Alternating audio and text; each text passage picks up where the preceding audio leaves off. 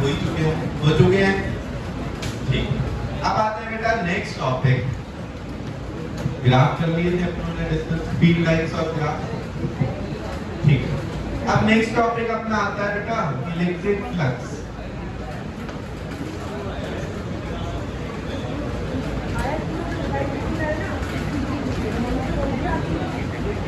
जी बेटा देखिए ध्यान से। तो बच्चों आज हम टॉपिक देखेंगे बेटा इलेक्ट्रिक फ्लक्स।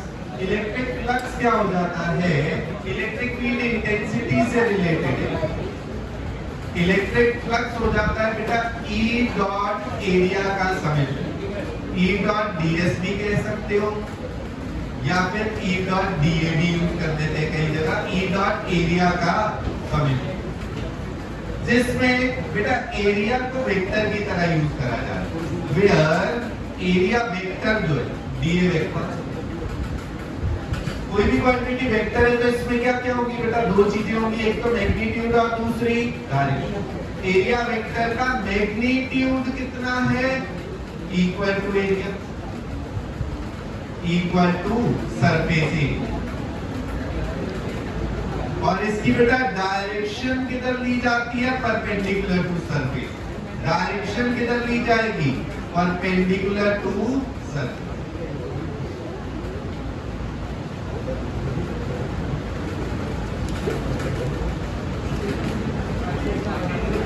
ये बेटा इलेक्ट्रिक फ्लक्स आ जाता है E डॉट एरिया। ठीक है, अगर अलग अलग जगह पर फील्ड की वैल्यू डिफरेंट है तो E डॉट dA का समेशन करा जाता है। अगर सेम होगी तो हम E डॉट A कर देंगे पूरा। तब क्या कर देंगे? E dot A। अगर हर जगह E सेम होगा तो आप सीधा E डॉट A कर देंगे। अलग अलग है तो E डॉट dA का समेशन करा जाता है। बेटा एरिया वेक्टर में दोनों चीजें होंगी, एक मैग्नीट्यूड और दूसरा डायरेक्शन। मैग्नीट्यूड किधर कितना आएगा बेटा? सरफेस एरिया के बराबर। डायरेक्शन किधर होगी? Perpendicular to surface. For closed surface, for closed surface a vector की डायरेक्शन किधर होती है बेटा? परपेंडिकुलर तो होगी लेकिन आउटवर्ड्स भी जाती है। देखो सिंगल सरफेस है, अगर ओपन सरफेस इस तरीके तो एरिया वेक्टर इधर भी लिया जा सकता है, इधर भी लिया है ना। अगर सिंगल सरफेस है तो area vector perpendicular to surface होना चाहिए। आप +x में भी लिख सकते हो और -x में। लेकिन अगर बेटा एक क्लोज्ड सरफेस है, आप क्लोज्ड सरफेस में आउटवर्ड्स ही लेंगे। For closed surface area vector is taken perpendicularly outward, perpendicularly outward.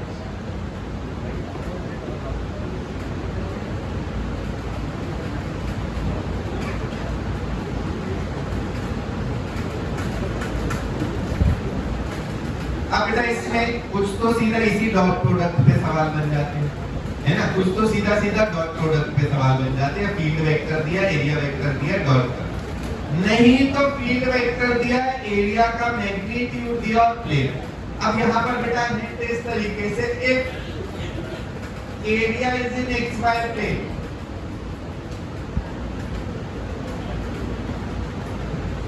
Then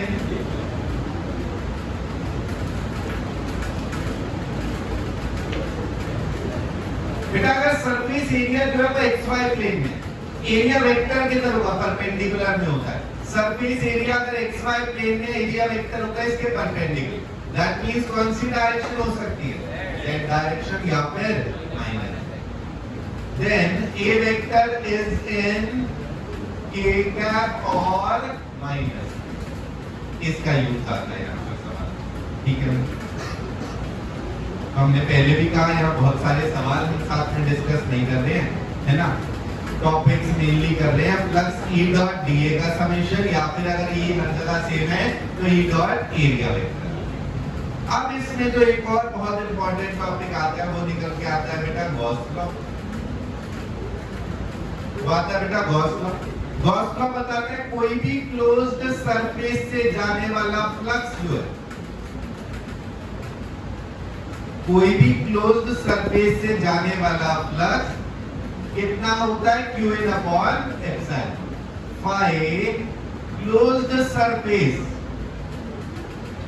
is equal to होता है Qn upon epsilon not. Gauss law ने हमें क्या बताया कि कोई क्लोज सरफेस से जो फ्लक्स पास हो रहा होगा वो किसके प्रोपोर्शनल होता है, क्यू इनसाइड।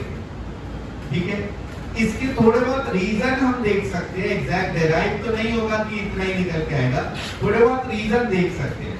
क्यों? क्योंकि बेटा ऐसा होगा, अब बेटा अगर हम फ्लक्स पे चले तो फ्लक्स कैसी चीज निकल के आई है, देखिए, electric field intensity into area, electric field intensity into area. बेटा अगर हम नॉर्मल कोई और टॉपिक्स में देखते थे, इंटेंसिटी क्या चीज होती थी, power per unit area. Intensity क्या होता है, तो इंटेंसिटी इनटू एरिया हमें कैसी चीज देनी चाहिए, पावर जैसी कोई, कैसी, पावर जैसी कोई क्वांटिटी, है ना। ऐसा नहीं है कि हम कह रहे हैं इसकी यूनिट जो है वो वॉट हो जाने वाली है। सुनिए बेटा सभी लोग ध्यान से, हमने कहा इलेक्ट्रिक फ्लक्स का फॉर्मूला तो ठीक है, ई डॉट एरिया, फॉर्मूला तो ई डॉट एरिया, लेकिन उसका मीनिंग एक तरीके से ये निकल के आता है, this is electric field intensity into area, intensity into area. वैसे हमें क्या देता है हर जगह पर, पावर देता है, इक्वल टू क्या होता है, पावर। तो ये भी क्या हो गया, ये हो गई power of a charge particle to emit field line, power of a charge particle to emit field line. क्यों? सुनिए, अगर हमने कहा बेटा लाइट इंटेंसिटी इनटू एरिया, हमें क्या देगा, power of the source to emit light rays. Light की इंटेंसिटी इनटू एरिया हमें क्या देता है, power of a light source to emit light rays. Sound की इंटेंसिटी इनटू एरिया, साउंड की इंटेंसिटी इनटू एरिया क्या देगा, power of the sound source to emit sound wave. उसमें से ऐसे क्या निकलती है, साउंड की वेव। ऐसे ही electric field intensity into area क्या दे रहा है हमें, power of a charge particle to emit electric field line, power of a charge particle to emit electric field line. हम इस बात को अगर समझ गए तो हम ये सबको कनेक्ट भी कर पाएंगे आपस में easily. Since phi can be taken as power of a charged particle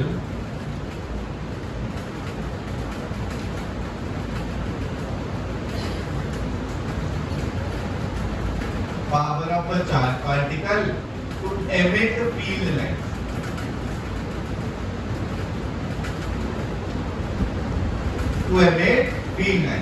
अब बेटा आप खुद बताएं, कोई चार्ज पार्टिकल कितनी फील्ड लाइंस निकालेगा, ये किस चीज पे डिपेंड करेगा। अगर हमने कहा क्यू चार्ज है बेटा, इससे 4 फील्ड लाइंस निकल रही है, तो कितना चार्ज होगा जिससे इसकी डबल फील्ड लाइंस निकले।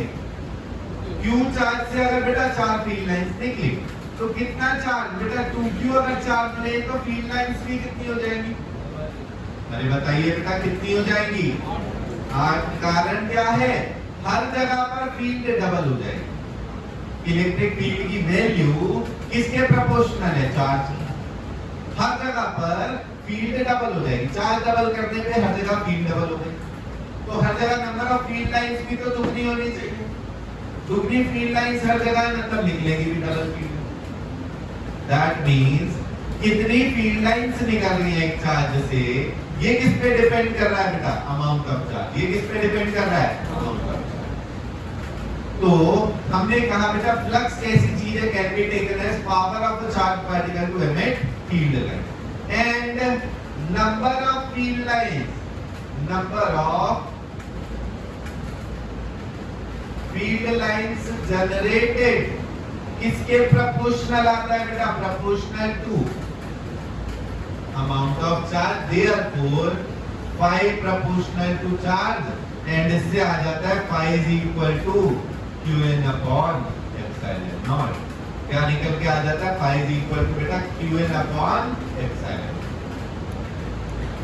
फ्लक्स का फॉर्मूला तो ठीक है भैया, E डॉट एरिया है, लेकिन फ्लक्स कैसी क्वांटिटी है, फ्लक्स को हम समझ सकते हैं power of a charge particle to emit field lines. ये पावर नहीं है जो आप वर्क एनर्जी पावर में पावर पढ़ते हैं, वो नहीं, इसकी यूनिट वॉट नहीं, क्षमता है कि उस चार्ज पार्टिकल की कितनी क्षमता है कि वो कितनी फील्ड लाइंस निकालेगा, उसको हम बोलेंगे फ्लक्स। ये चार्ज पार्टिकल के लिए, कि वो कितनी ज्यादा फील्ड लाइंस निकाल रहा है। किसी सोर्स से जाने वाली, किसी सोर्स से निकलने वाली फील्ड लाइंस उसके अमाउंट ऑफ चार्ज पे डिपेंड करती है। और अगर हम कहें किसी सरफेस से पास होने वाली, फाई सरफेस किस पे डिपेंड कर रहा है? Number of field lines crossing it, number of field lines crossing.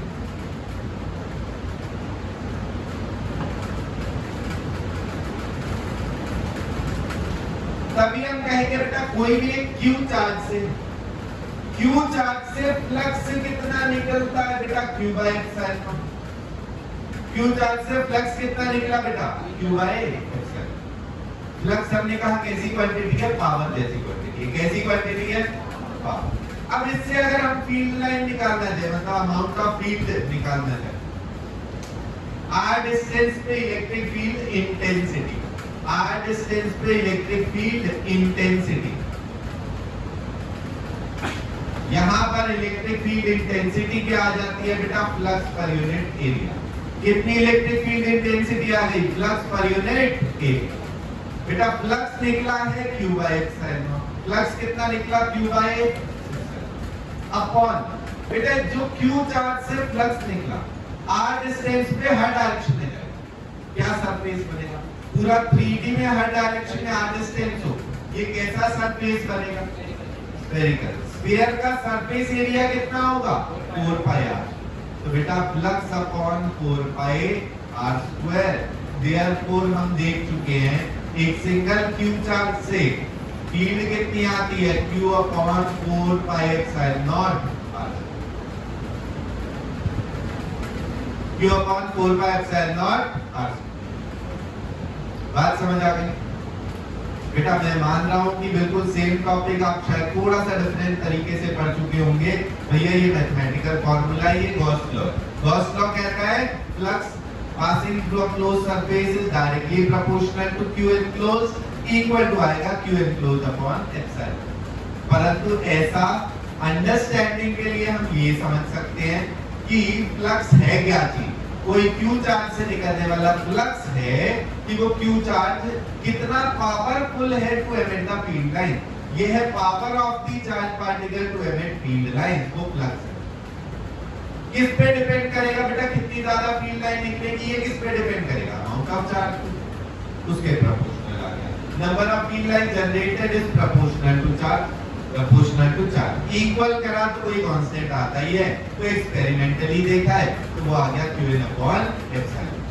बात समझ आ गई सबको? तो ये है बेटा अपना गॉस लॉ, ठीक है। कोई सरफेस पे कितना फ्लक्स पास होगा, वो number of field lines crossing it पे प्रोपोर्शनल होगा। अब इसको अप्लाई करके कुछ कुछ डेरिवेशन करे जाते हैं। डेरिवेशन ऑफ E,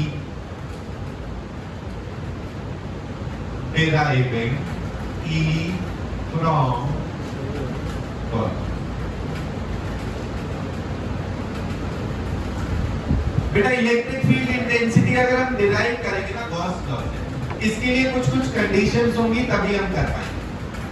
कुछ कुछ कंडीशंस अगर होंगी उसमें जो हमें सिस्टम गिवन है वो फॉलो हो रही होंगी, तभी हम इसको डिराइव कर पाएंगे। वो कंडीशंस क्या है? क्योंकि बेटा हम जानते हैं कि phi is equal to Gauss law ने बताया Q अपॉन एप्सिलॉन। फाई वैसे क्या होता है? E डॉट dA का समय। वैसे फ्लक्स क्या आता है बेटा? E डॉट dA का समय। ये आ गया ओवरऑल में अपने पास फॉर्मूला। अब इसमें से हम फाइंड करना चाह रहे हैं E की वैल्यू। इसमें से क्या फाइंड करना है बच्चों? E की वैल्यू, इलेक्ट्रिक फील्ड इंटेंसिटी की वैल्यू कितनी है, ये चीज फाइंड करना चाह रहे हैं। ये तभी फाइंड कर पाएंगे जब यहाँ जो cos थीटा आने वाला है वो भी कहीं पर चला जाए, इंटीग्रेशन भी सेपरेट हो जाए। तो इसके लिए कंडीशन क्या है? कंडीशंस ये आती है कि इलेक्ट्रिक फील्ड का मैग्नीट्यूड जिस एरिया पे हम देख रहे हैं, क्लोज पे देख रहे हैं, जिस एरिया पर हम देख रहे हैं उन सभी पॉइंट्स पे, ऑलमोस्ट सभी पॉइंट्स पे E की वैल्यू सेम होगी। ऑलमोस्ट सभी पॉइंट्स पे E की वैल्यू क्या होनी चाहिए? सेम। तो कंडीशंस ये हैं, mod E same at almost all points of surface.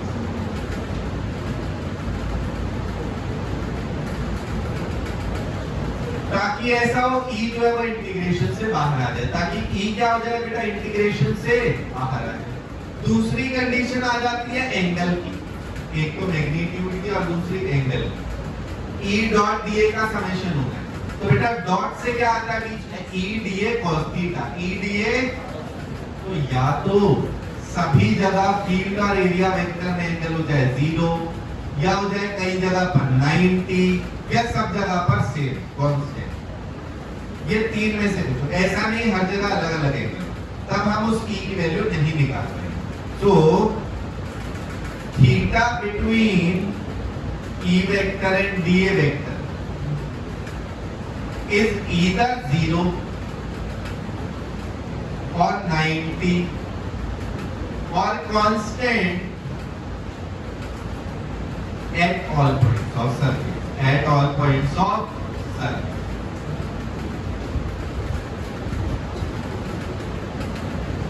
अब इनको यूज करके अगर हम निकालना चाहें बेटा, तो हम क्या करते हैं, जो भी हमें ऑब्जेक्ट गिवन है उसके आसपास एक सरफेस बनाया जाता है इन कंडीशंस को फॉलो करके।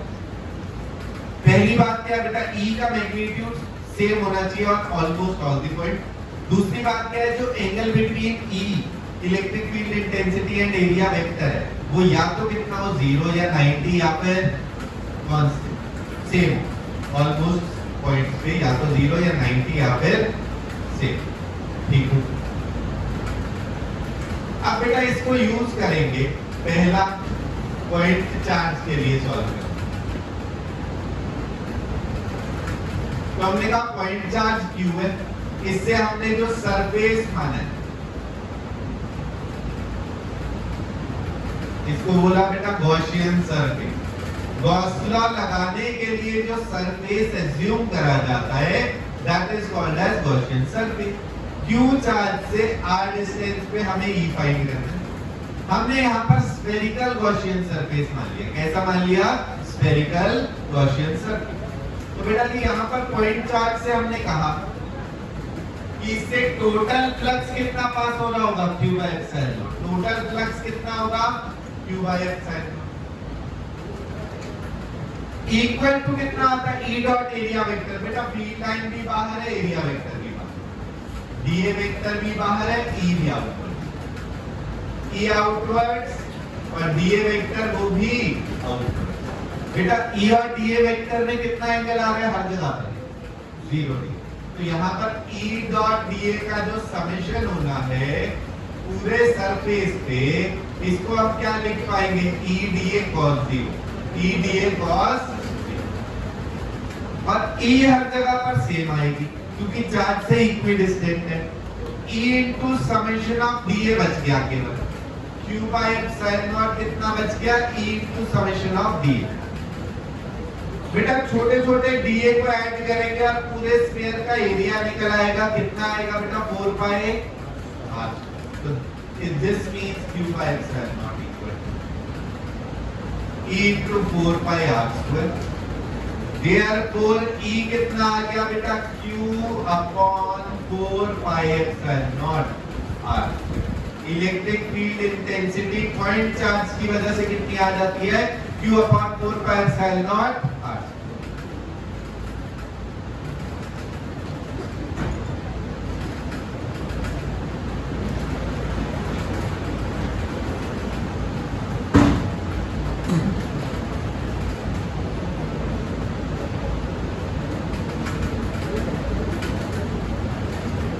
सेकेंड बेटा हॉलो स्फीयर के लिए,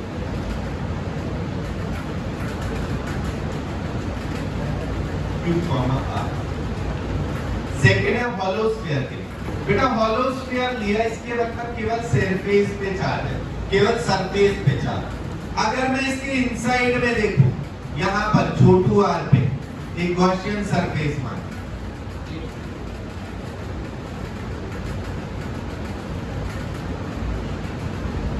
इस गॉसियन सरफेस के अंदर चार्ज कितना होगा, हॉलो है। हॉलो है मतलब सारा चार्ज सरफेस पे। अंदर गॉसियन सरफेस माना तो इसके लिए Qn कितना आ रहा है, 0। इसका मतलब टोटल फ्लक्स कितना आ रहा है, जीरो। देयरफॉर E इनसाइड कितना निकल के आया, जीरो। क्लियर? इनसाइड में अगर देखा, ये तो स्फीयर है जिस पे चार्ज है। गॉसियन सरफेस माना जाता है ऐसा सरफेस जिसपे फील्ड का मैग्नीट्यूड सब पे सेम आ रहा हो और एंगल या तो 0 या 90 या कांस्टेंट, या तो 0 या 90 या कांस्टेंट। तो बेटा यहाँ पर हमने ऐसा सरफेस माना था पहला। दूसरा बेटा आउटसाइड के लिए अगर देखें, ये तो स्फीयर है क्यू आर, हमने गॉसियन सरफेस माना छोटू आर का आउटसाइड, ये गॉसियन हो गया सरफेस।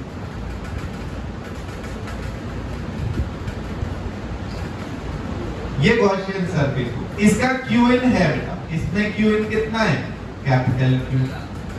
फ्लक्स कितना होता है बेटा, क्यूइन बाय एप्सिलॉन नॉट, तो वो हो गया capital Q by epsilon not. And दूसरे तरीके से अगर फ्लक्स देखें तो वो E डॉट dA का समेशन आता है। कितना आता है बेटा, E डॉट dA का समेशन। अब यहां से जो फील्ड लाइन से निकली है E वेक्टर और dA वेक्टर, इनमें एंगल कितना आ रहा है भैया, फील्ड लाइन बाहर को है, एरिया वेक्टर बाहर को है। कहीं भी देखें आप E वेक्टर और dA वेक्टर, ये एरिया वेक्टर हो गया, ये E वेक्टर हो गया, इनमें एंगल कितना आ रहा है बेटा, 0 डिग्री। तो अब हम फ्लक्स को क्या लिख सकते हैं, फ्लक्स कितना आ रहा है बेटा, E dA cos 0 का समेशन, जिसमें cos 0 कितना आ जाने वाला है, 1। E आ गया बेटा, हर जगह पर सेम है, E इन हर पॉइंट पे सेम है, स्फीयर के सेंटर से बराबर दूरी है। कुछ कुछ चीजें इसमें ना एक्सपेरिमेंटली देख के फिर हम सॉल्व करते हैं। तो ये एक्सपेरिमेंटली हमें पता लग चुका होता है कि स्फीयर से r डिस्टेंस पे हर जगह जाओ तो वहां फील्ड बराबर है। तभी हम ऐसा सरफेस मान के और E इंटीग्रेशन से बाहर करें। केवल dA का समेशन आया बेटा जी, केवल dA का सम ऑन दिस गॉसियन सरफेस कितना आएगा, कितना आ जाएगा बेटा गॉसियन सरफेस पे, A मतलब कितनी वैल्यू, कैपिटल आर या स्मॉल आर, स्मॉल आर आएगा क्योंकि इस गॉसियन सरफेस।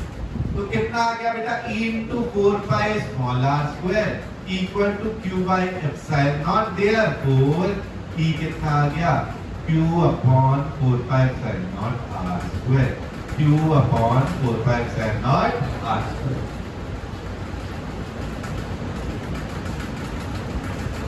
थर्ड सॉलिड्स में भाई इनसाइड और आउटसाइड देख लिया, इनसाइड 0 आ रहा है, outside KQ by R square आ रहा है, इनसाइड 0 आउटसाइड कितना KQ by R square. Solid sphere के लिए अगर डिराइव करा जाए, सॉलिड स्फीयर बेटा ये स्फीयर है Q, R, अपन ने सेंटर से स्मॉल r पे बेटा गॉसियन सरफेस मान लिया, ये गॉसियन सरफेस है।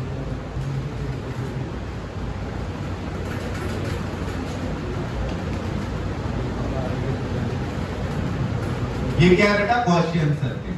बेटा गॉस लॉ लगाना है, हमें क्या रिक्वायर्ड होता है, क्या पूरे ऑब्जेक्ट का चार्ज या केवल गॉसियन सरफेस के अंदर का चार्ज, क्या रिक्वायर्ड है, तो Q इनसाइड चाहिए बेटा। Q इनसाइड मतलब केवल इतनी जगह पर कितना चार्ज है, गॉसियन सरफेस के अंदर अंदर कितना चार्ज है बेटा, गॉसियन सरफेस के अंदर अंदर वॉल्यूम कितनी है, 4/3 पाई, कौन सा, स्मॉल r के कैपिटल स्मॉल।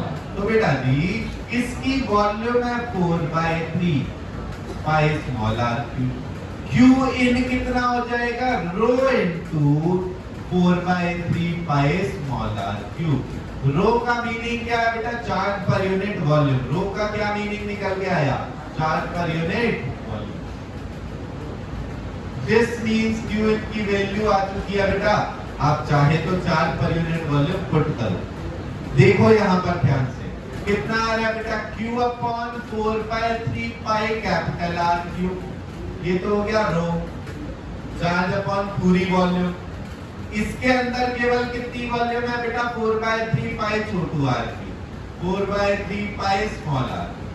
तो Qn कितना आ चुका है, Q small r cube by capital R cube. ये Qn आ गया। बात समझ आ गई कितनी? बेटा पूरा sphere R radius, capital R radius का है, हमने Gaussian surface small are radius का माना, तो बेटा क्यूएन निकाल लिया। अब फ्लक्स जो है वो क्यूएन अपॉन एप्सिलॉन नॉट होता है, एंड जो फ्लक्स है वो ई डॉट डीए का समेशन है। इसमें भी एक्सपेरिमेंटली देखा गया बेटा डीए वेक्टर आउटवर्ड्स है, फील्ड वेक्टर भी आउटवर्ड्स, उनमें एंगल फिर से कितना आया बेटा, कितना एंगल आ रहा है, 0 डिग्री। तो यहां पर आप कहेंगे बेटा ई डीए cos 0 का ही समेशन हो रहा है, फिर से equal to q small r cube by capital R cube epsilon. यहां पे हम इसके बाद आगे सॉल्व करें अगर, तो बेटा e cos 0 हो गया 1, केवल dA का समेशन, बेटा ओनली dA का समेशन। किसके एरिया को ऐड कर रहे होते हैं हम, क्या पूरे ऑब्जेक्ट का सरफेस या गॉसियन सरफेस, क्या पूरे ऑब्जेक्ट का सरफेस या किसका एरिया निकालते हैं, गॉसियन सरफेस का। तो बेटा डीए का समेशन क्या निकल के आया, 4 pi small r equal to क्या आया था, q small r cube by capital R cube epsilon. Therefore e की वैल्यू कितनी आ गई बेटा, q small r upon 4 pi capital R cube epsilon not. इसमें 1 बाय 4 पाई एप्सिलॉन नॉट को अगर k लिख लो, भैया हमने क्या करा, 4 to r स्क्वायर कैंसिल हो गए, r स्क्वायर और r स्क्वायर कैंसिल, केवल एक r बचा। क्या आ गया बेटा, 4 पाई एप्सिलॉन नॉट बन गया, 1 बाय 4 पाई एप्सिलॉन नॉट क्या बन गया, k Q small r by capital R cube. e कितना आ गया बेटा, इनसाइड सॉलिड स्फीयर कितना आ गया, k Q small r by capital R cube, k Q small r by capital R cube. Outside के लिए कोई खास फर्क नहीं है, जैसे हॉलो के लिए करा वैसे solid. E outside same as hollow.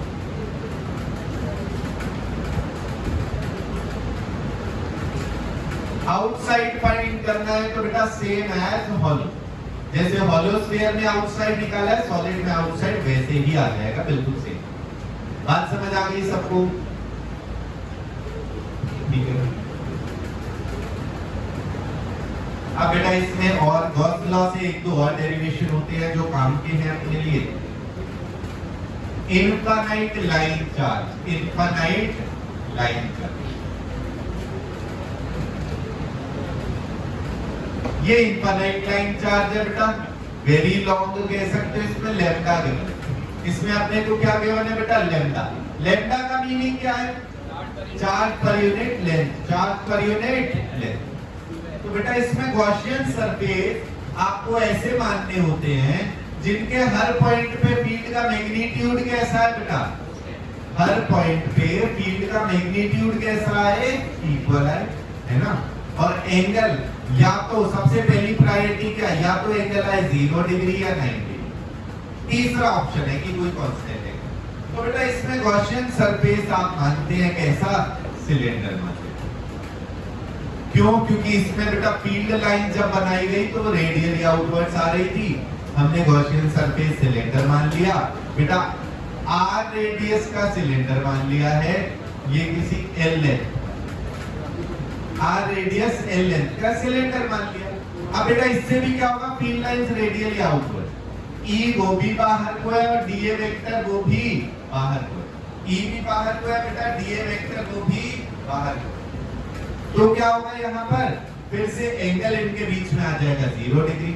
जब फ्लक्स लिखेंगे तो बेटा E डॉट डीए का समेशन, E डॉट डीए का summation, that is summation of E DA cos 0, E DA cos, क्योंकि फील्ड वेक्टर बाहर, डीए वेक्टर बाहर, फिर वही सब पॉइंट्स पे E सेम है, केवल समेशन ऑफ डीए। बेटा जी पूरे सिलेंडर पे कर्व्ड सरफेस एरिया का सम कितना निकल के आता है, कर्व्ड सरफेस एरिया 2 पाई r h, 2 पाई r h, हाइट कितनी दी है, तो इसलिए कितना आ जाएगा बेटा, ये dA का सम 2 पाई r E into 2 पाई RL हो गया, ये आ गया बेटा फ्लक्स, ऐसे E डॉट डीए से। दूसरे तरीके से फॉर्मूला क्या आता है, गॉस लॉ का, also phi is equal to क्या होता है बेटा, q in upon epsilon. Here Q n की वैल्यू, बेटा आपको पूरा ये लैम्डा गिवन है। लैम्डा का मीनिंग क्या है? यूनिट लेंथ पे कितना चार्ज, यूनिट लेंथ पे, तो बेटा एल लेंथ पे कितना होगा? बेटा लैम्डा गिवन है, यूनिट लेंथ पे कितना चार्ज है, तो एल लेंथ पे कितना होगा? Lambda into L. तो इसमें क्यूएन कितना है? Lambda L. This means pi आ गया बेटा lambda L by epsilon not, और उसकी वैल्यू कितनी है?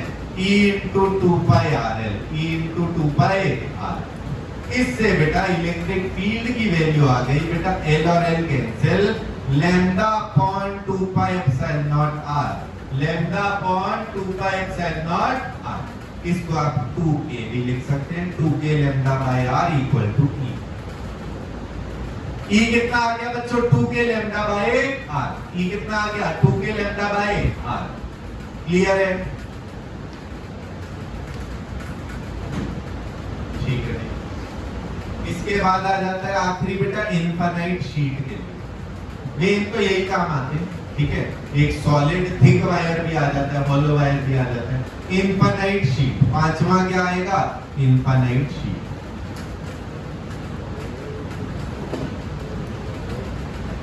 फिफ्थ आ जाएगा बेटा यहां पर किसके लिए? इनफाइनाइट शीट के लिए।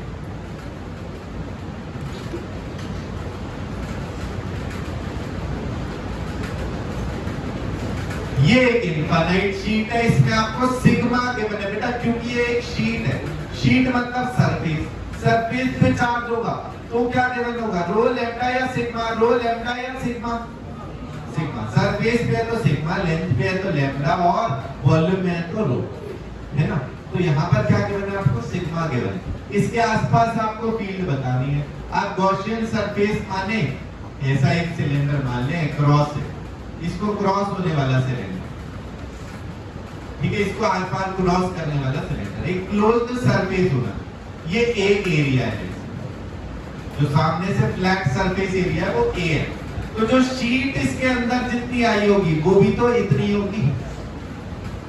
एक शीट में से आर पार सिलेंडर रखा है, तो यहाँ पर कितना एरिया आ रहा होगा? Same cross section area A, यहाँ पे भी ए और यहाँ पे भी ए, तो बेटा ए एरिया आया। इसमें क्यूइन कितना हो जाएगा? क्यूइन कितना हो जाएगा बेटा? सिग्मा दिया है, यूनिट एरिया पे चार्ज है सिग्मा, यूनिट एरिया पे कितना है? सिग्मा। ए एरिया पे कितना होगा? सिग्मा इनटू, तो क्यूइन हो गया बेटा सिग्मा इनटू। फ्लक्स कितना आ गया? Sigma A bye epsilon not. और ई डॉट एरिया के समेशन से क्या आएगा? यहाँ फील्ड बाहर को जा रही है, एरिया वेक्टर भी बाहर है, इधर फील्ड बाहर को जा रही है, एरिया वेक्टर भी बाहर है। E डॉट डी ए के समेशन से क्या निकल के आएगा बेटा? इधर भी E A cos 0 plus E A cos 0 plus बेटा तीसरा जो है बेटा एक फ्लैट सरफेस, एक फ्लैट सरफेस, बाकी क्या बचा? पूरे सिलेंडर में दो तो फ्लैट सरफेस है, बाकी क्या बचा? Curved surface. कर्व्ड सरफेस का जो एरिया वेक्टर है वो इधर आया। फील्ड बेटा x में है, एरिया वेक्टर y में है। एंगल कितना हुआ आपस में? 90 डिग्री प्लस EA1 cos 90। तीसरा कितना आ जाएगा बेटा? तीसरी टर्म कितनी आ जाएगी? 0, क्योंकि कर्व्ड सरफेस से एरिया वेक्टर से परपेंडिकुलर में आती है। तो यहाँ पर आ गया 2EA। फ्लक्स बेटा एक तो इससे आया, दूसरा इससे, ये गॉस लॉ से, ये बेसिक डेफिनेशन। दिस मींस इन दोनों को आप इक्वेट कर दो, sigma A by epsilon naught equal to 2EA। Therefore E की वैल्यू कितनी आ गई बेटा? Sigma by 2 epsilon। E कितना आ गया? Sigma by 2 epsilon। समझ आ गया सबको?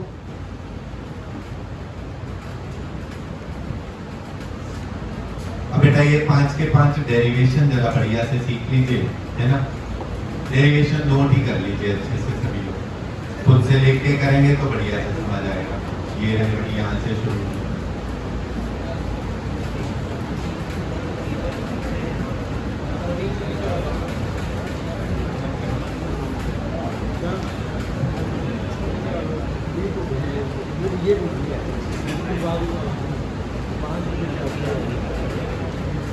पहला ये था पॉइंट चार्ज, इसके बाद का है उस बोर्ड पे।